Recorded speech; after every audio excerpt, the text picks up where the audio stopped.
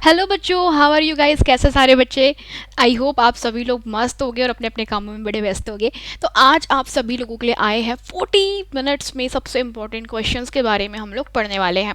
और कुछ क्वेश्चन ऐसे रहेंगे जो कि अति लघु उत्तरीय है, यह आप लोगों के लघु उत्तरीय में भी पूछे जा सकते हैं। इससे बहुविकल्पीय प्रश्न भी बनते हैं और बेटा रिक्त स्थानों की पूर्ति कीजिए भी यहीं कहीं से निकल कर आते हैं। तो मैंने सारे ऐसे क्वेश्चंस लिए हैं जो आप लोगों को हेल्प करेंगे या उसके जैसे क्वेश्चन आप लोगों से पूछे जा सकते हैं। तो आई होप आप सभी लोग इस सेशन को अच्छे से पढ़ेंगे, नोट्स प्रिपेयर कर लेंगे, क्वेश्चंस देख लेंगे।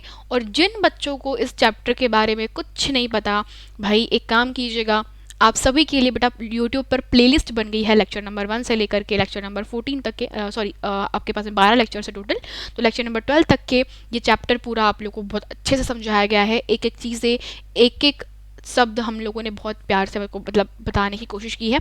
आई होप आप लोगों से चेकआउट करेंगे। यस, चलिए। एंड नाउ आप सभी बच्चों के लिए एक बहुत ही अच्छा सा सरप्राइज है। Let me reveal this. आप लोगों के लिए सरप्राइज ये है कि भाई आप सभी लोगों के लिए टीचर्स डे पर स्पेशल क्लास लगने वाला है। हाँ जी, आप सभी के जो फेवरेट टीचर्स है वो लेकर के आए हैं एक प्यारा सा क्लास, प्यारा सा सेशन, और वहाँ पर आपको देने वाले हैं एक बहुत ही खतरनाक सा सरप्राइज, जिसे सुन करके आपके हक्के बक्के छूट ही जाएंगे, इस बात की मैं गारंटी देती हूँ। भाई बेसिकली ये टीचर्स डे स्पेशल क्लास आप लोगों के लिए इसीलिए लगाया गया है, जिसमें हम क्या कर सकते हैं, बहुत सारे टीचर्स डे जो स्पेशल क्लासेस है उसमें हम लोग क्या कर सकते हैं, बहुत सारे एक्टिविटीज़ करने वाले। आपके टीचर्स को आप जानोगे, उनके टीचर बनने का सपना है ना। हम कह सकते हैं कि बिना गुरु के बेटा इस दुनिया में कुछ भी नहीं होता। एक हर कोई अच्छे पहुँचे हुए व्यक्ति के पीछे उसके बीवी का तो हाथ होता ही है, पर साथ में उसके एक शिक्षक का भी हाथ होता है, क्योंकि शिक्षक हमेशा सही राह दिखाने की कोशिश करता है। एंड बेटा हम भी कुछ उसी प्रकार से आप लोगों की ज़िंदगी में कुछ प्लस यानी कुछ ऐड करना चाहते हैं। सो आई होप आप सभी लोग इस सेशन को एंजॉय करेंगे एंड सभी अटेंड करेंगे शिक्षक दिवस के दिन शाम को 6 बजे। ठीक है, कोई भी भूलिएगा नहीं। चलिए, तो भाई अब हम लोग आज का जो सेशन है उसको शुरू करते हैं। और बेटा ये वाला जो क्लास है इसमें पूरे मैं जितने मुझे लगे कि यार हाँ ये क्वेश्चन बन सकता है, वो क्वेश्चन बन सकता है, और अगर टाइम कम पड़ा तो मैं सारे क्वेश्चन आप लोगों को बता दूंगी। आप लोगों को इसके जैसे और ऐसे क्वेश्चंस करके रखने हैं। दूसरी चीज़, आप सभी को रासायनिक अभिक्रियाओं के और उनके समीकरण को याद कर लेना है, ये थोड़ा सा इम्पॉर्टेंट है। ठीक है, चलिए तो भाई शुरुआत करते हैं पहले क्वेश्चन से। पहला क्वेश्चन आप सभी के सामने है और प्रश्न है कि रासायनिक दृष्टि से जंग क्या होता है। जंग आप सभी लोग जानते हो, लोहे के ऊपर एक भूरे रंग की परत जम जाती है ना, जिसे आप क्या कहते हो, जंग कहते हो। तो बेसिकली ये जो जंग है वो किस प्रकार का हमारे पास में, किस प्रकार से, इसमें से कौन सा ऑप्शन जंग के लिए सही शब्द होगा, रासायनिक अभिक्रियाओं के माध्यम से।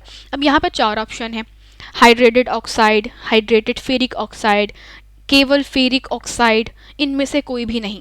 यार ये सभी के सभी ऑप्शन जो है कहीं ना कहीं तक आपको कंफ्यूज करेंगे, क्योंकि सब एक जैसे ही लग रहे हैं।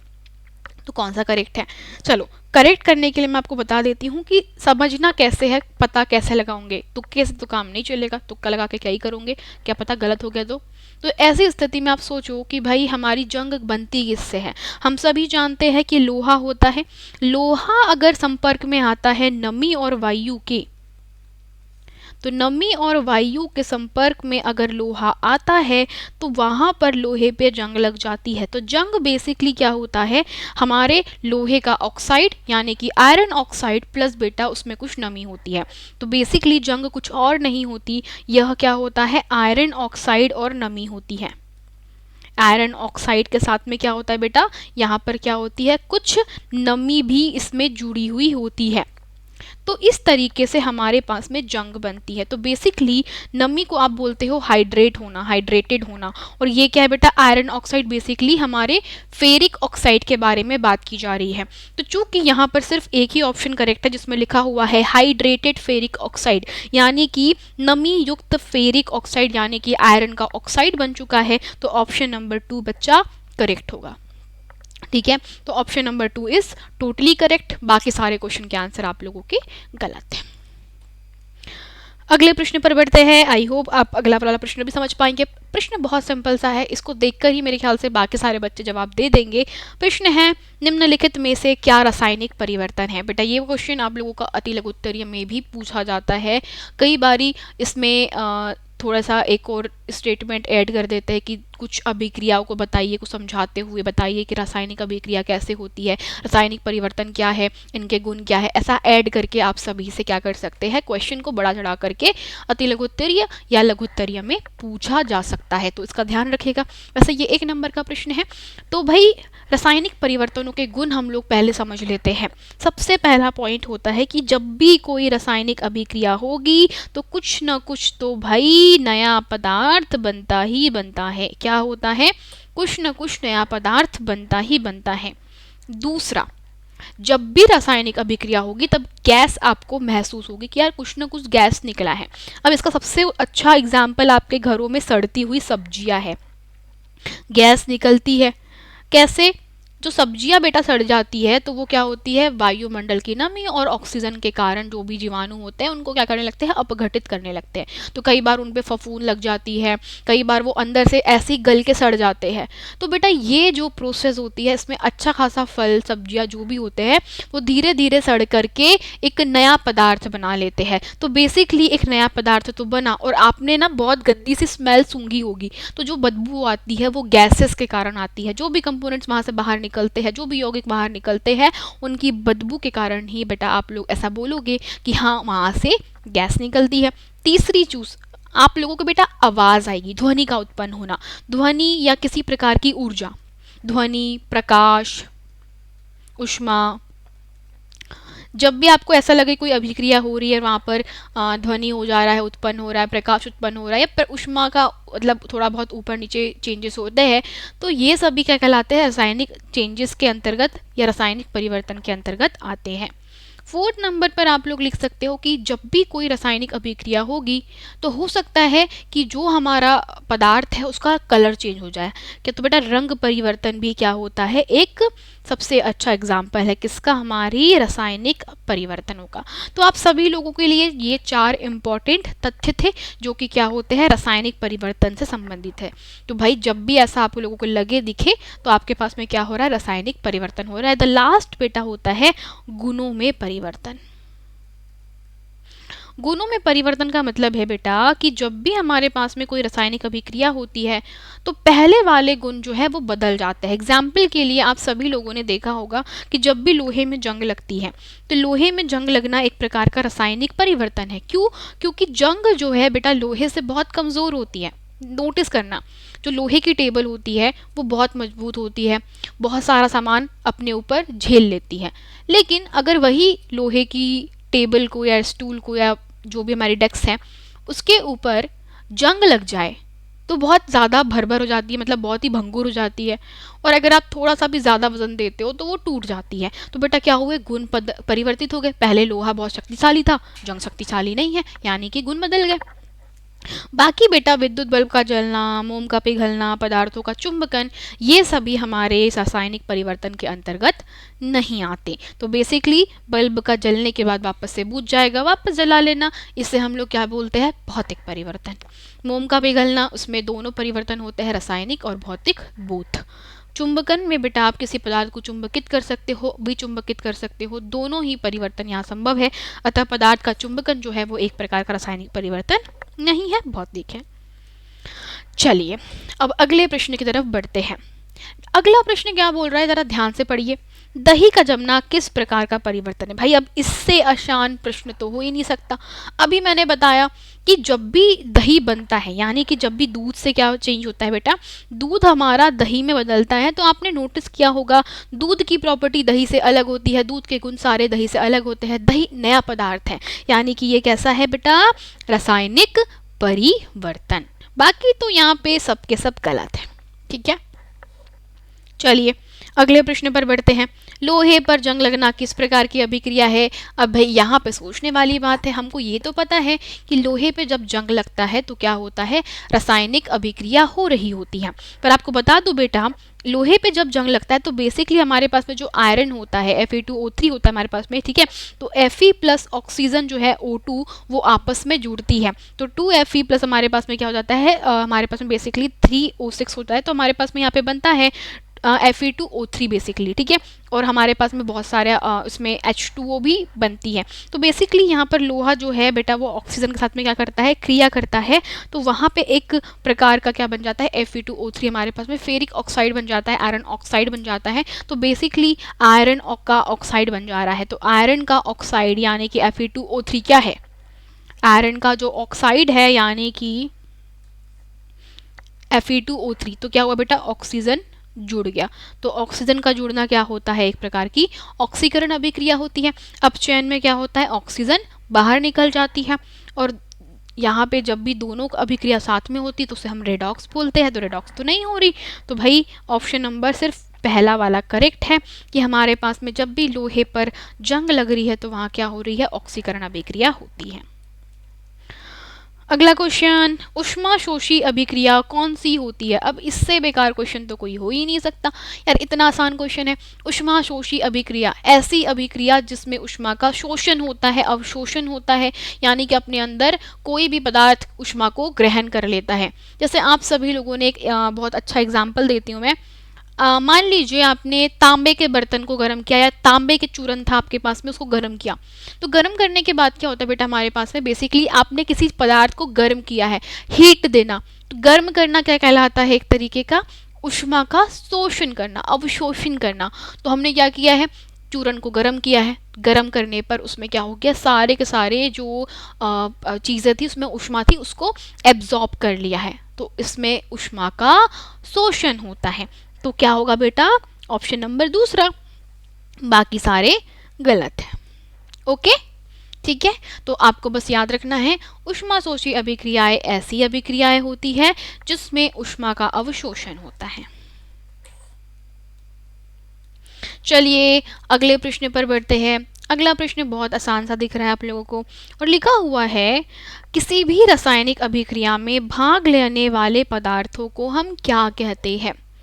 तो भाई अगर किसी रासायनिक अभिक्रिया में आपको पता है दो या दो से अधिक पदार्थ भाग लेते हैं और बन करके कुछ नया उत्पाद बनाते हैं, तो आपको बता देती हूँ हमेशा अभिकारक मिल करके क्या करते हैं बेटा, अभिकारक होते हैं। तो अभिकारक मिल करके क्या करते हैं बेटा, उत्पाद का निर्माण करते हैं। ये क्या करते हैं, अभिकारक ही उत्पाद का निर्माण करते हैं। और इसीलिए बेटा हम क्या बोल सकते हैं, इसका करेक्ट आंसर है कि अभिकारक हमारे पास में होते हैं जो अभिक्रिया में भाग लेते हैं और मिल करके कुछ नया उत्पाद बनाते हैं। जैसे एग्जाम्पल के लिए सबसे अच्छा एग्जाम्पल लेती हूँ मैं, आप लोगों का कार्बन प्लस ऑक्सीजन C+O2, तो आपका क्या बनता है बेटा, CO2। तो यहाँ पे ये जो कार्बन है और ये जो ऑक्सीजन है, ये दोनों क्या है, इन्हें हम कहते हैं अभिकारक, अभिक्रिया में भाग लेने वाले अभिकारक। और इनसे मिलकर क्या बनता है बेटा, इनसे मिलकर बनता है उत्पाद। ठीक है, तो इसे हम लोग क्या बोलते हैं, जब भी हमारी रासायनिक अभिक्रिया में कोई पदार्थ भाग लेता है तो इससे हम लोग क्या बोलते हैं, अभिकारक। और उत्पाद जो है बेटा अभिकारकों की अभिक्रिया के फलस्वरूप बनने वाला पदार्थ होता है। ऑक्सीकारक बेटा ये नहीं होते, क्योंकि यहाँ पर अगर हमारे पास में कोई भी पदार्थ जो कि क्या करता है, ऑक्सीजन को जोड़ने के लिए अपने को हटा देता है, वो ऑक्सीकारक होता है। अपचायक जो होता है बेटा वो भी इसका सही आंसर नहीं है। अगला प्रश्न, अब अगला प्रश्न आपके सामने लिखा हुआ है, क्या बोल रहा है, जरा पढ़िए जरा ध्यान से। क्या लिखा हुआ है कि कोई एक अभिक्रिया है जिसमें हमारे पास में बेटा कॉपर ऑक्साइड है, CuO क्या है, बेसिकली कॉपर ऑक्साइड है जिसमें हाइड्रोजन जुड़ती है। तो अब मुझे ये बताइए कि जब यहाँ पर H2 जुड़ रही है तो यहाँ पे क्या निकल रहा है बाहर, कॉपर अलग हो रहा है और H2O में बेटा ऑक्सीजन जा करके जुड़ गई है। बेसिकली यहाँ पर दो चीज़ें हुई है, आप सभी नोटिस कर सकते हो। सभी लोगों ने एक बात तो नोटिस करी होगी कि मेरे पास में जो ऑक्सीजन है वो निकल करके किससे जुड़ जा रही है, H2O से। तो बेटा CuO में हमारे पास में Cu का क्या हुआ है बेटा, ऑक्सीकरण हुआ है। या आप इसको बोल सकते हो कि हमारे पास में जो कॉपर होता है, तो कॉपर का बेसिकली क्या हुआ है, ऑक्सीकरण हुआ है। मतलब हमारे पास में सॉरी यहाँ पे ऑक्सीजन जो है निकल गई है, तो यहाँ पर क्या हुआ है, हमारे पास में ऑक्सीजन का अपचयन हुआ है बेटा, सॉरी कॉपर का क्या हुआ है, हमारे पास में अपचयन हुआ है। और यहाँ पर हाइड्रोजन के साथ में क्या हो चुकी है, हमारी जो हाइड्रोजन है यानी कि H2 है वो क्या हो चुकी है, जुड़ चुकी है। तो H2 बेसिकली किससे जुड़ी है, ऑक्सीजन के साथ में जुड़ी है। तो हाइड्रोजन का क्या हुआ है बेटा, यहाँ पर उपचयन हुआ है, उपचयन यानी कि ऑक्सीकरण। ठीक है, तो अब इससे आप लोग क्या बोलोगे हमारे पास में कि इसमें ऑक्सीकारक पदार्थ कौन सा है, बेसिकली किसमें हमारे पास में जो हाइड्रोजन है वो क्या हुई है, मतलब हमारे पास वो जो ऑक्सीजन है वो जाकर के जुड़ी है। तो बेटा हाइड्रोजन जो है वो एक प्रकार का ऑक्सीकारक है, क्योंकि इसी के अंदर क्या हुई है, हमारे पास में हाइड्रोजन ऐड हुई है, इसीलिए हम उसे ऑक्सीकारक पदार्थ बोलेंगे। अगला प्रश्न क्या लिखा हुआ है, एक अभिक्रिया दी हुई है Fe2O3 प्लस 2Al और अभिक्रिया करके कुछ बन रहा है। देखो जरा सभी लोग ध्यान से, तो अभिक्रिया करके बन रहा है हमारे पास में Al2O3 प्लस 2Fe। तो बेसिकली ये एल्यूमिनियम है मेरे पास में, Fe2O3 मेरे पास में फेरिक ऑक्साइड है। अब ध्यान से देखो बेटा, यहाँ पे जो एल्यूमिनियम है चूंकि ज़्यादा अभिक्रियाशील है तो उसने Fe को धक्का दे दिया और Fe जो है वो अलग सलग निकल गया है। सभी लोग देखो Fe कैसा है, अलग है। और मैं आपको ये बात बता चुकी हूँ बहुत बार कि जब भी ऐसा हो कि किसी यौगिक से उसके मेन कंपोनेंट को धक्का मार के बाहर निकाल के कोई दूसरा वहाँ पे जुड़ गया है तो बेटा यहाँ पर क्या होता है, विस्थापन होता है। मैं बहुत बार बता चुकी हूँ आपको कि यहाँ पर कौन सी अभिक्रिया हुई, विस्थापन अभिक्रिया हुई। तो विस्थापन अभिक्रिया में क्या होता है बेटा, सभी लोग लिख लीजिए, ये अभिक्रिया आपसे पूछी जा सकती है। तो विस्थापन अभिक्रिया में ज्यादा अभिक्रियाशील पदार्थ क्या करता है, कम अभिक्रियाशील वाले पदार्थ को विस्थापित कर देता है। ठीक है, तो विस्थापन में या फिर बेटा विस्थापन अभिक्रिया में जो यौगिक होता है, विस्थापन अभिक्रिया में जो आप लोग इसको लिख लीजिएगा, में जो यौगिक होता है ना, विस्थापन अभिक्रिया में यहाँ पे प्रॉपर लिखिएगा, यौगिक में ज्यादा अभिक्रियाशील पदार्थ जो होता है ना, ज्यादा अभिक्रियाशील पदार्थ कम अभिक्रियाशील पदार्थ को हटा देता है, क्रियाशील पदार्थ को हटा देता है, धक्के मार के बाहर कर देता है और हमारे पास में क्या हो जाता है, वो खुद जाकर के जुड़ जाता है। तो इसे हम लोग क्या बोलते हैं बेटा, विस्थापन अभिक्रिया बोलते हैं। आप लोग परिभाषा पूरी लिख लीजिएगा, मैं एक बारी और बोल देती हूँ। विस्थापन अभिक्रिया में जो यौगिक होता है उसमें ज़्यादा अभिक्रियाशील पदार्थ कम अभिक्रियाशील वाले पदार्थ को हटा करके खुद जुड़ जाता है और इसे हम लोग बोलते हैं विस्थापन अभिक्रिया। ठीक है, तो अभिकारकों में हमेशा ये होता है। तो यहाँ पर सबसे ज़्यादा अभिक्रियाशील कौन है, एल्यूमिनियम, मतलब कि एल्यूमिनियम जो है वो ज़्यादा अभिक्रियाशील है आयरन के साथ में। तो बेसिकली एल्यूमिनियम ज़्यादा अभिक्रियाशील है और आयरन कैसा है, कम अभिक्रियाशील है। तो एल्यूमिनियम ने आयरन को धक्का मारा और खुद जाकर के क्या हो गया, जुड़ गया, तो बनाया Al2O3 और आयरन अलग सलग है। ठीक है, अगर द्विविस्थापन अभिक्रिया होती बेटा तो द्विविस्थापन अभिक्रिया में यहाँ पर दो यौगिक होते, एक यौगिक नहीं होता, दो यौगिक होते। देखो यहाँ पर सिंगल यौगिक क्या कर रहा है, एक अकेला पदार्थ है और एक यौगिक है। तो इस तरीके से हमारे पास में ये सिंगल विस्थापन अभिक्रिया हो रही है। द्विविस्थापन में दो यौगिकों के बीच में अभिक्रिया होती है और वो अपने आयंस को एक्सचेंज कर लेते हैं। ठीक है, चलिए अब आगे बढ़ते हैं। ओके, तो फिर से आप लोगों के लिए मैं ये याद दिलाने के लिए फिर से ये स्लाइड लगाई हूँ कि आप सभी बच्चों का है सरप्राइज स्पेशल क्लास ऑन 5 सितंबर शाम को 6 बजे। तो कोई भी बच्चा आना ना भूलेगा बेटा, आप सभी के टीचर्स की दिल से कहानी सुनिएगा वहाँ पर और आप लोगों के लिए कुछ स्पेशल तो है ही। सो आई होप हर कोई बच्चा प्रेजेंट रहेगा शाम को 6 बजे। ठीक है, अब भाई बात करते हैं अति लघुत्तरीय प्रश्नों की। तो बेटा ऐसे ही कुछ क्वेश्चन आप लोगों के पूछे जाएंगे। हो सकता है कि ऑब्जेक्टिव में आपसे कोई अभिक्रिया दे दी जाए और आपसे पूछा जाए किस प्रकार की अभिक्रिया है बताइए, है ना। अब मैं बात करती हूँ अति लघुत्तरीय प्रश्नों की। कुछ अति लघुत्तरीय प्रश्न मैं आपको बहुत अच्छे से समझाऊंगी और कुछ अगर आखिरी में बच जाते हैं तो आई होप आप उन्हें क्या कर लोगे, अच्छे से कॉपी में, बुक में या फिर जो मेरे पुराने लेक्चर्स है उसमें से ढूंढ करके कर लोगे। ठीक है, मुझे भरोसा है तुम पर, इतना तो कर ही लोगे ना। Very good. चलिए अब अगले प्रश्न की तरफ बढ़ते हैं। अगला प्रश्न क्या दिया गया हमारे पास में, तो ये बेटा अति लघुत्तरीय और लघुत्तरीय दोनों तरीके से प्रश्न पूछे जा सकते हैं, तो आपको पता होना चाहिए प्रश्न क्या है और किस तरीके से इसका आंसर लिखना है। आंसर कैसे लिखना है मैं एक क्वेश्चन का बता दूंगी, देन बेटा आप लोगों को खुद से क्वेश्चन के आंसर लिखना है, क्योंकि टाइम हमारे पास में अनलिमिटेड है और मैं चाहती हूँ कि ज़्यादा से ज़्यादा क्वेश्चन आप लोगों को करवा सकूँ। सो बेसिकली आप सभी को अभी मैं पहला प्रश्न बता देती हूँ कि किस तरीके से लिखना है, एंड देन अगले क्वेश्चन से आप लोग मेरे शब्दों के ऊपर जाएंगे, ठीक है। चलिए तो प्रश्न क्रमांक 1 पर बैठते हैं। क्या लिखा हुआ है प्रश्न हमारे पास में, वियोजन और संयोजन अभिक्रियाओं को एक एक एग्जाम्पल से समझाइए। यार बेसिकली हमें क्या करना है, अलग अलग प्रकार के एग्जाम्पल लेकर के इन्हें एक्सप्लेन करना है। तो बेसिक सबसे पहले क्या करना है, परिभाषा लिखो, एग्जाम्पल लिखो, परिभाषा लिखो, एग्जाम्पल लिखो, दैट्स इट। कुछ ज़्यादा दिमाग नहीं लगाना है। सबसे पहले क्या लिखा हुआ है, वियोजन अभिक्रिया। तो उत्तर आपको बेटा ऐसे ही शुरू करना है, उत्तर करके आपको डालना है, शुरू हो जाना है वियोजन अभिक्रिया से। इस तरीके से आप लोगों को क्या करना है, शुरू हो जाना है। आपने यहाँ पर डालना है वियोजन अभिक्रिया, ठीक है। तो वियोजन अभिक्रिया में सबसे अच्छा एग्जाम्पल किसका है आपके पास में, आपने कॉपर ऑक्साइड को गर्म किया, सबसे सिंपल एग्जाम्पल, सबसे अच्छा एग्जाम्पल, सबसे प्यारा एग्जाम्पल है ना, तो घबराने वाली बात नहीं है। तो वियोजन अभिक्रिया में क्या होता है, जब कोई यौगिक दो या दो से अधिक पदार्थों में विभक्त हो जाता है, बट जाता है, उससे हम लोग वियोजन अभिक्रिया बोलते हैं। वियोजन मतलब कि टूट जाना, बिखर जाना। तो क्या होता है, जब कोई यौगिक की बात कर रही हूँ, यानी वो एक ही यौगिक होता है बेसिकली, ठीक है। तो जब कोई यौगिक दो या दो से अधिक, आपको अच्छे से पूरी लाइन में लिखना है, दो या दो से अधिक पदार्थों में टूट जाता है तो उसे वियोजन अभिक्रिया कहते हैं। आगे आप सेंटेंस पूरा कर लीजिएगा।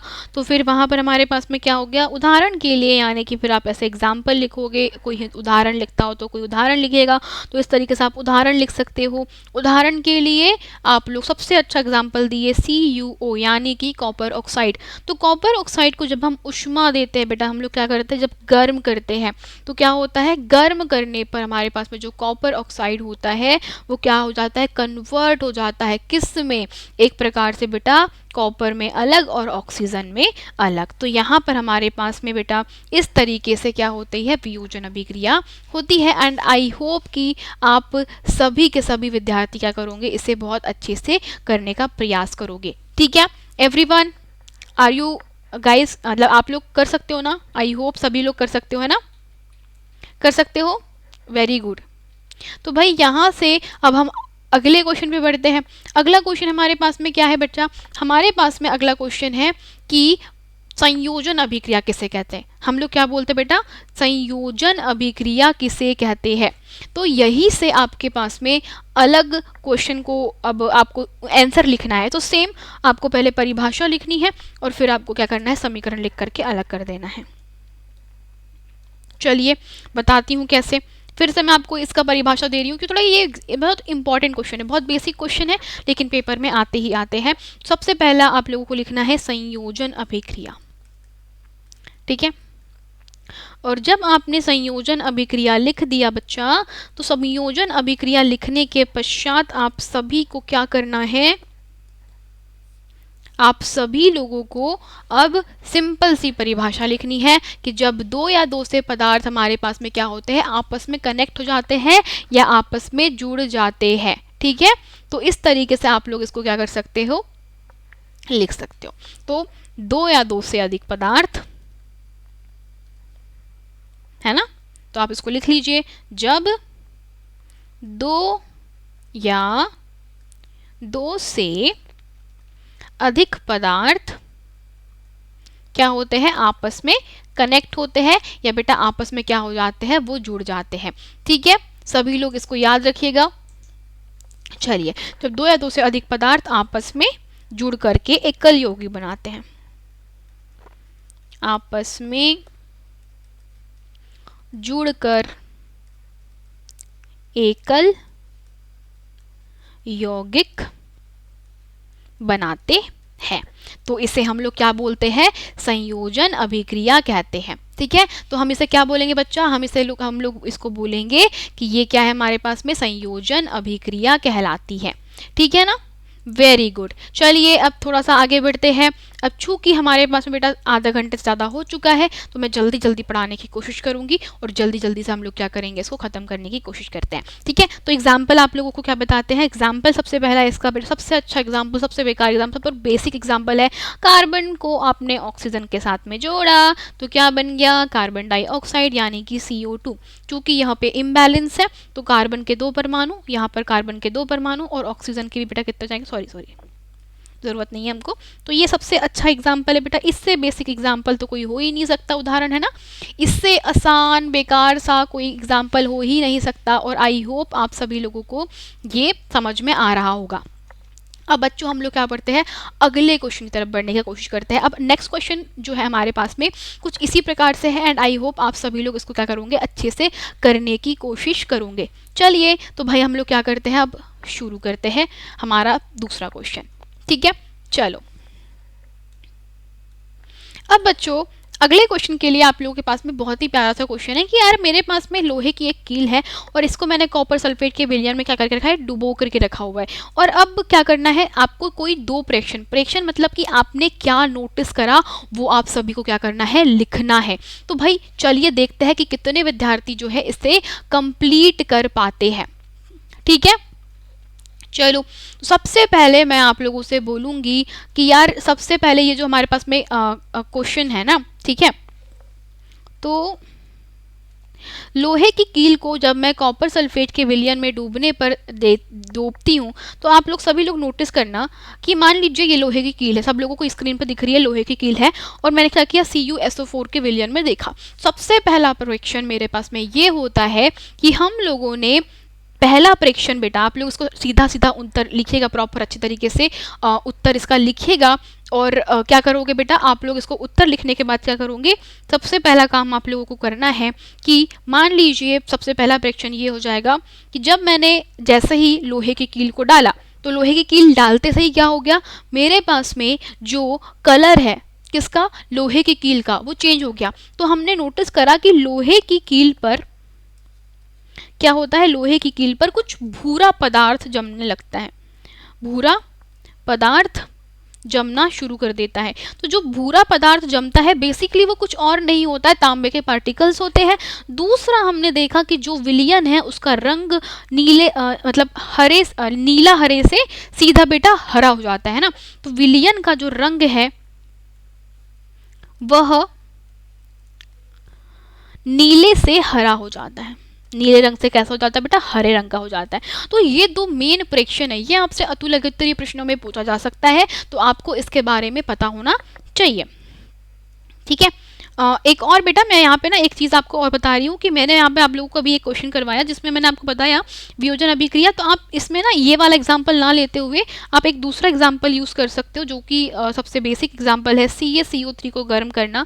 जब आप गर्म करते हो यानी कि आपने बेटा तापन दिया तो गर्म करने पर क्या होता है मेरे पास में यहाँ पर बन जाता है CaO यानी कि कैल्शियम ऑक्साइड, प्लस कौन निकलता है, कार्बन डाइऑक्साइड जो है बाहर निकलती है। तो बेसिकली इस तरीके से भी आप एक एग्जाम्पल दे सकते हो, इजीली एग्जाम्पल देना है आपको, कोई भी ऐसा एग्जाम्पल मत देना जो आपको बिल्कुल याद नहीं रहता है। ठीक है, चलिए तो भाई ये मेरे पास में क्या थे बेटा, प्रेक्षण थे। अब बोला है कि रासायनिक अभिक्रिया का समीकरण भी लिखिए। चलिए हम लोग क्या करते हैं, समीकरण लिखते हैं। समीकरण क्या होगा, कॉपर सल्फेट का विलयन, प्रश्न में बोला था लोहे की कील को कॉपर सल्फेट के विलयन में डुबोना है। तो भाई हमने क्या करा, हमने लिया CuSO4 का विलयन। CuSO4 में किसको डाला, हम लोगों ने आयरन को डाला यानी कि Fe को डाला, और जब रिएक्शन होगी तो क्या होगा, विस्थापन होगा, ये बात हम जानते हैं। कॉपर से ज्यादा अभिक्रियाशील आयरन होता है तो कॉपर को धक्का मारे के बाहर निकालेगा। तो भाई मेरे पास में बन जाएगा FeSO4 प्लस कॉपर अलग हो जाएगा। तो ये बेटा क्या है मेरे पास में इस अभिक्रिया का समीकरण है और इसको आपको याद रखना है। इस प्रश्न को बेटा कॉपर के जगह और आयरन के जगह जिंक से भी चेंज कर सकते हैं या FeSO4 से भी हटा सकते हैं। तो एक और इसका आप लोग बेटा एक एग्जाम्पल याद रखिएगा। कई बार होता है कि आपसे पूछा जाए कि अगर मान लीजिए फेरस सल्फेट के अंदर अगर जिंक को डाल दिया जाए तो क्या होगा। तो सिंपल बेटा अगेन जिंक क्या करेगा, जिंक हटा देगा और यहाँ पर आयरन अलग बदल जाएगा। तो मैं आपको बता देती हूँ, आपसे एक क्वेश्चन और यहाँ पर बनता है। क्वेश्चन यह है कि जिंक, आयरन और कॉपर की अभिक्रियाशीलता का क्रम लिखिए, है ना, कि अभिक्रियाशीलता का क्रम लिखिए।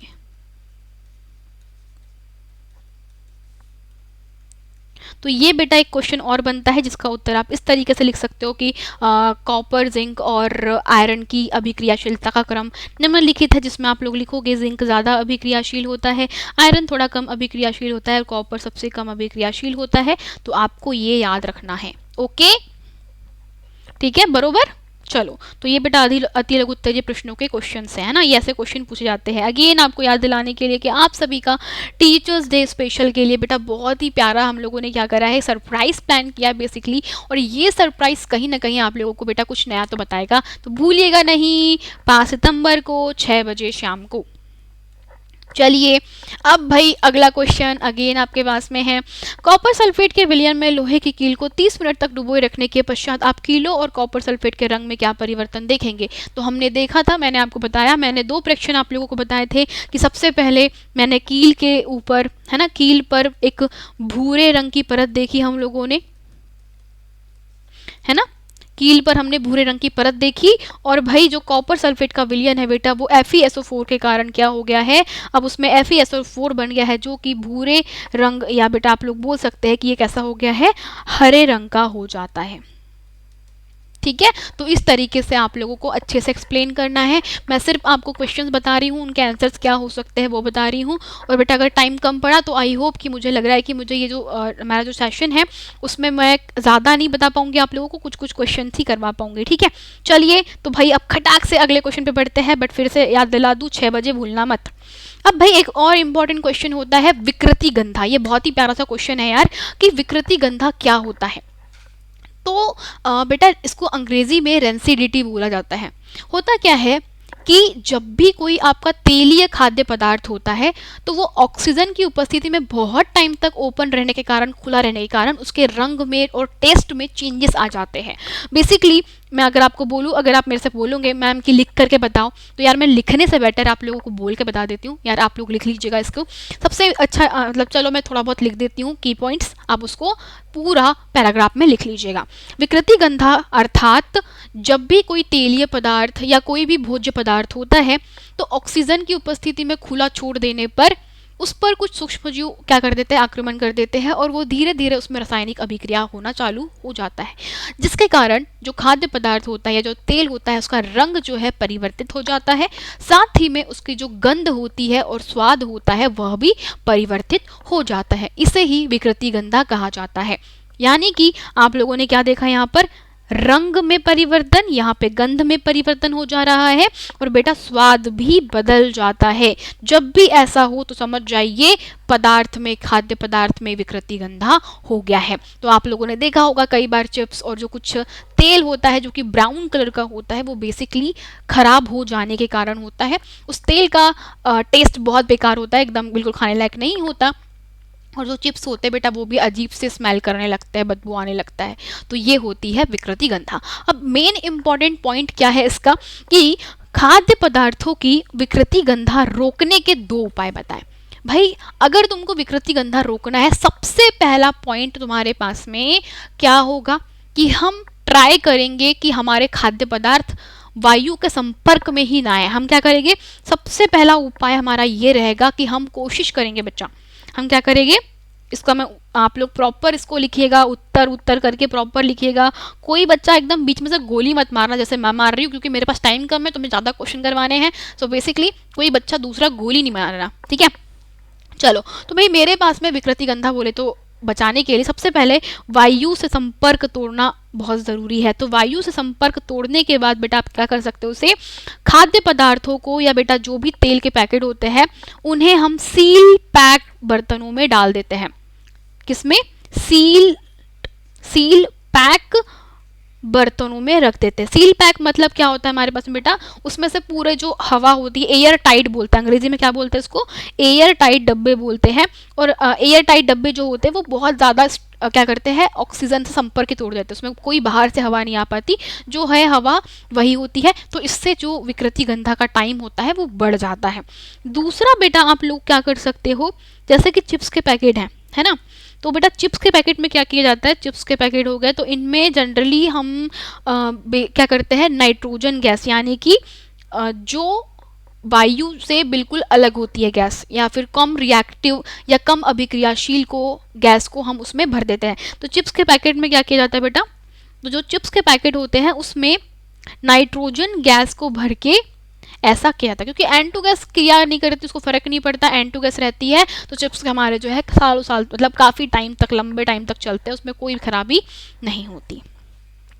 ठीक है, चलो अब भाई अगले क्वेश्चन पे बढ़ते हैं। अगला क्वेश्चन आप लोगों के सामने है और वो क्वेश्चन है रासायनिक समीकरण क्या होते हैं, इन्हें लिखने की विधि को समझाइए। तो भाई ये को क्वेश्चन बहुत इजी सा है कि रासायनिक समीकरण हमें क्या करता है, जब भी कोई रासायनिक अभिक्रिया होती है तो उसे शब्दों में ना लिखते हुए हम किसी प्रकार के संकेतों से प्रदर्शित करते हैं। सभी बच्चे लोग इसे बहुत अच्छे से लिखिएगा।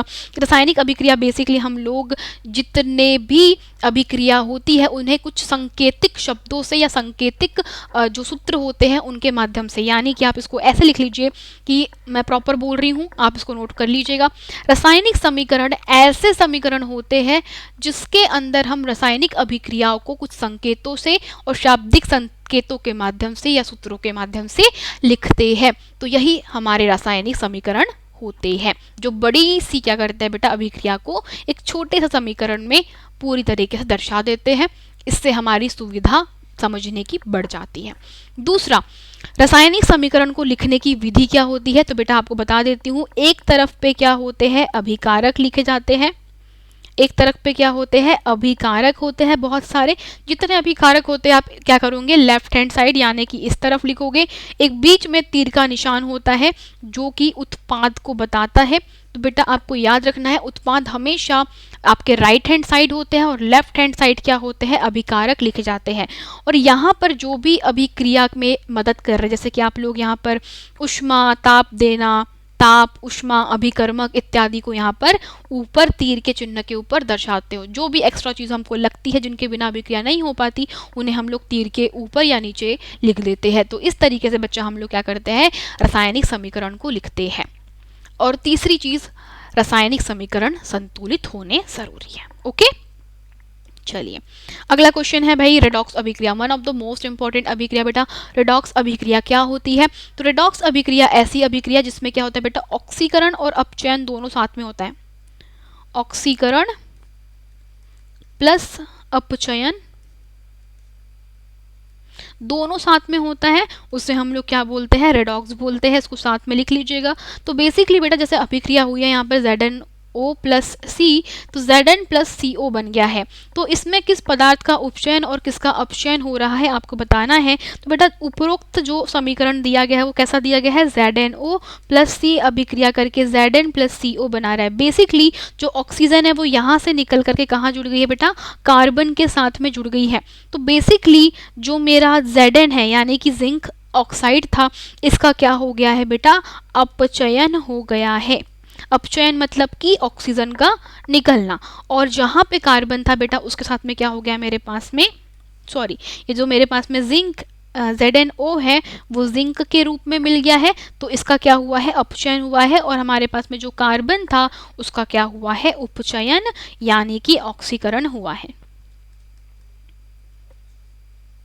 ठीक है, तो बेसिकली रेडॉक्स में दोनों अभिक्रिया साथ में होती है। तो कार्बन का बेटा क्या हुआ है, उपचयन हुआ है और वो उसने क्या बना दिया है, कार्बन डाइऑक्साइड, और अपचयन किसका हुआ है, ZnO का। ठीक है, चलिए तो ये बेटा इस तरीके से आप लोग क्या कर सकते हो, क्वेश्चंस को सॉल्व कर सकते हो। मेरे पास में टाइम कम बचा हुआ है बेटा, अब मैं आपको क्वेश्चंस बता देती हूँ एंड आई होप आप लोग इस तरीके के क्वेश्चन कर सकते हो।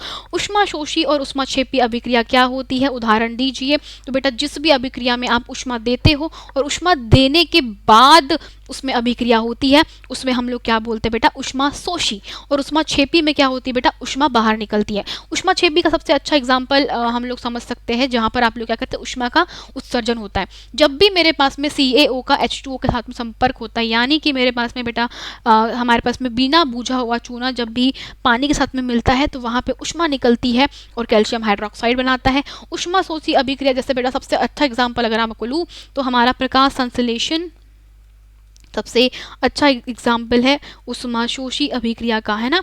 वहाँ से सूर्य की जो प्रकाश की ऊर्जा होती है उसको हम लोग ग्रहण करते हैं, ऊष्मा लेते हैं और फिर क्या करते हैं, उससे रिएक्शन होता है। इसके अलावा बेटा प्रकाश संश्लेषण अगर आपको नहीं पसंद आ रहा है तो आप सबसे अच्छा एग्जाम्पल मैंने आप लोगों को बताया था कि मेरे पास में अगर CaCO3 है यानी कि कैल्शियम कार्बोनेट है तो उसका मैं क्या कर सकती हूँ, यूज़ कर सकती हूँ। चलिए, तो ये थे कुछ क्वेश्चंस आप लोगों के लिए। एक और क्वेश्चन है मेरे पास में, आक्सीकरण अपचायक से क्या संबंध है, और आप लोगों को क्या करना है, ये अभिक्रियाओं के क्वेश्चंस बेटा देख लीजिए इनको, ठीक है। तो टाइम हमारे पास में यहाँ पे खत्म होने वाला है and times up right now बच्चों। तो आई होप आप सभी लोगों ने ये क्वेश्चंस देख लिए होंगे। कुछ और क्वेश्चंस है जिनको आप अपने साथ में कर सकते हो, ठीक है।